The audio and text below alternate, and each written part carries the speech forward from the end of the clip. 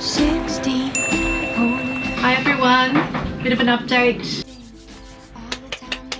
I'm going to do some varnish work. Big wonders they knew. Town stayed Just wondering if you got the pathology back for Lucy. remained as much as they needed. The world flies around me with you. This is Jim, engineer and yachtsman. I'm Adriana, Brazilian by birth and an author. And of course, this is Lucy, a Cocker Spaniel Poodle Cross, mascot of our boat, Kikamalu, a 42-foot Swanson. Our dream? To sail where the wind blows.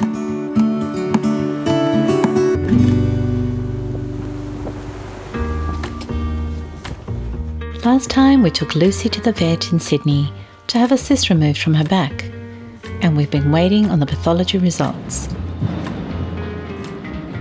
Oh, hi Peter, how are you? Good. Just wondering if you got the pathology back for Lucy. Yeah? Oh, that's so good. Yeah! Yes. Yes.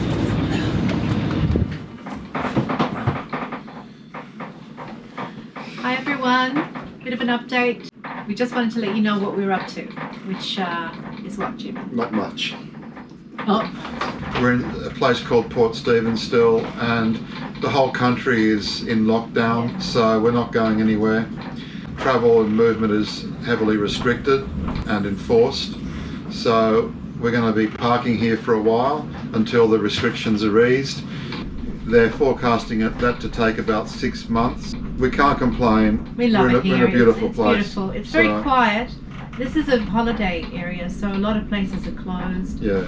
But we have a lovely community here in the marina. We're enjoying our time here. And in the meantime, we're going to be doing some videos of this area. So stay safe Yeah, and all the best. all the best. Bye.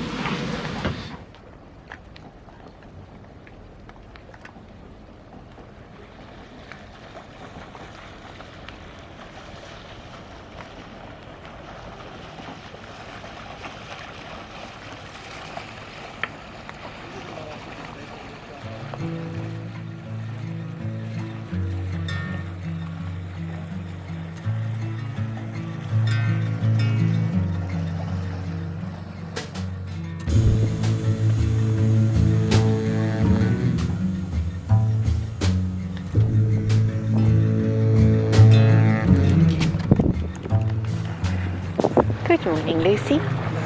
My calloused hands, my furrowed brow in all my plans. I'm coming to my own.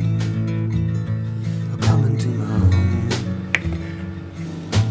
The distance I have traveled, the wool that I have gathered, all are coming to my own. So I don't have any sugar in my diet really, Except for sugar in your except diet. for some black cherry jam occasionally when we have croissants.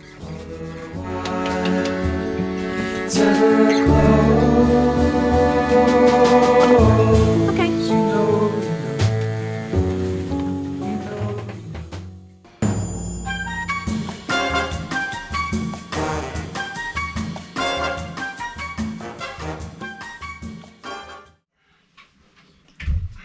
So what are you up to, Jimmy, and where are you going? Interrogation. I'm going to do some varnish work. Oh, okay. There's my confession. Okay. It's the gunnels. They're way overdue. I haven't touched them for 2 years. I've been really slack. So it's time to pay the price. So I'm just going to give them a sand. There's areas where the varnish is lifted completely, and I'm going to sand that and bleach it with a bit of teak brightener, which is basically a bit of oxalic acid.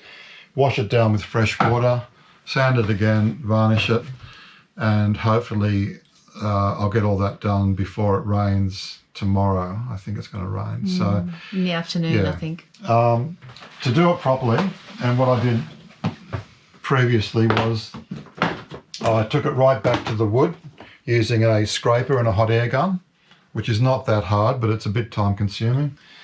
And I haven't got time to do that now, so I'm going to do a holding repair.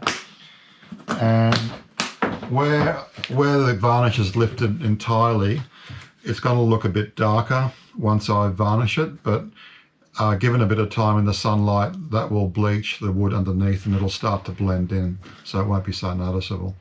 And then when I get time, I'll take it right back to the wood again and start again. So I'm using Altex Timber Coat. It's a single part polyester, formulated to have high UV resistance. We've had wooden boats before, and we've done a lot of varnish work and Brightwork maintenance and tried a lot of things, and I've just found under our UV conditions that product actually holds up pretty well, better than any other I've tried. So do you want a hand?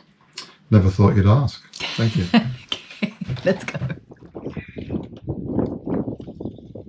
Okay. What have you got there? It's 120 grit, no fill sandpaper. Yep. So I'm just going to use this to just give it a quick preparation. Do you think it's meant to be? Does it feel like letting go? Can I spend some energy? My battery's pretty low. Do you see with clarity? Gotta tell you I know. But a possibility. Come and listen to us. To see, you can blow your way. You can stop all day. Going down. Lunch is always a difficult one, but on a day like today, with all that work we've been doing, it's a no-brainer. We end up blaming everyone, just like we do, with no option until we're done. Nothing to gain, we're not fooling anyone. Needless to say, it's only yours until it's done, till it's done.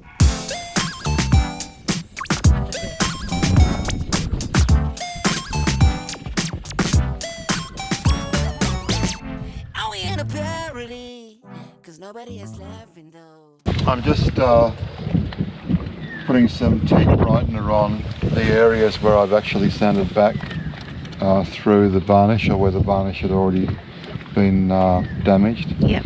So it just bleaches the teak, Yeah. so that when I varnish it, it comes out looking more consistent with the existing teak that's been varnished. Okay. Otherwise it looks really dark. Right. So it won't make it perfect, but it'll blend it in a lot better. Oh, good. Okay.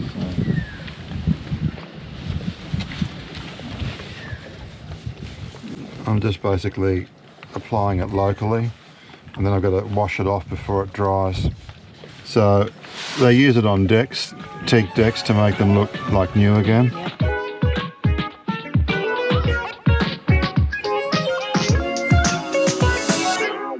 So again, we end up blaming everyone, just like we do, with no option until we're done. Nothing to gain, we're not fooling anyone.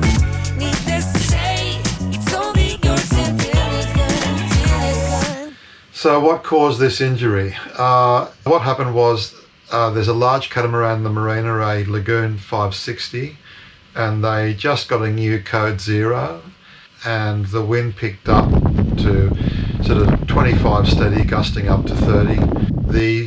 The code 0 started to unfurl, so I ran down to give the guy a hand, and before you knew it, it had unwound a lot more, and the sheet was the only way we could actually pull the sail down. As he dropped the halyard, I had the sheet. A strong gust came. I couldn't hold it, and it ran through my hand. So the lesson is, if you go to help out in a situation like that, take your sailing gloves.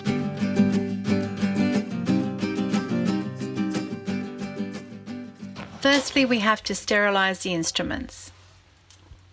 So this size of Band-Aid is really ideal for a wound like this.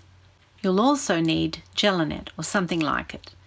It's a Vaseline impregnated gauze that keeps the wound moist. Because there are no edges to heal together, wounds like this need to heal from below, and they won't heal if they're dry.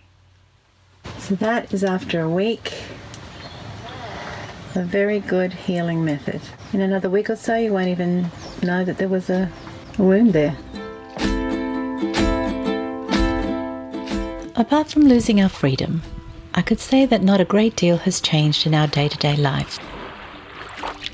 The life of a sailor prepares you for long periods of isolation away from family and friends, and we're used to making do in a small space and with what provisions we have. But like everyone else, we're deeply concerned for our family and friends, and it's hard to see a positive side of this open-ended isolation and intrusion on our freedoms. But there might just be another side to this coin. For instance, all of us living around the world, no matter where we are, who we are, or what our situation in life might be, have been forced to share an experience together. Isn't that remarkable? This has never happened before, and may never happen again. We are all paused. An old Sufi poet once said that the moment you accept the troubles you've been given, a door opens. Well, call me an idealist, but I like to think that maybe this pause has given us time.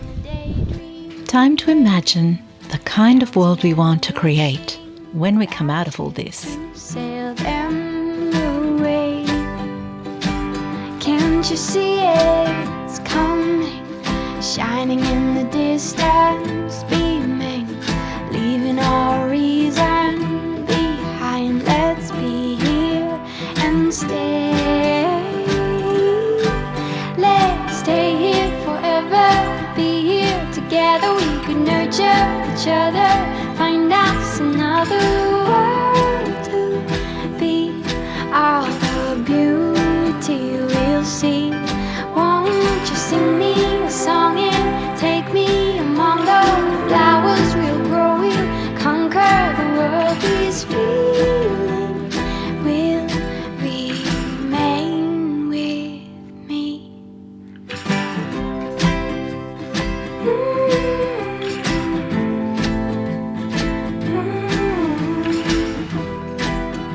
We really appreciate our subscribers and those who like our videos and communicate with us.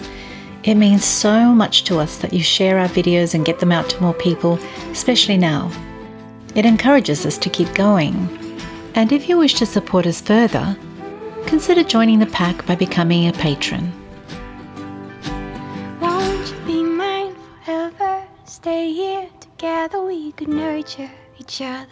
Find a different world to be. Hope it's beauty we'll see. I'll sing. We want to say we're thinking of all of you, and that we hope you and yours are safe and well.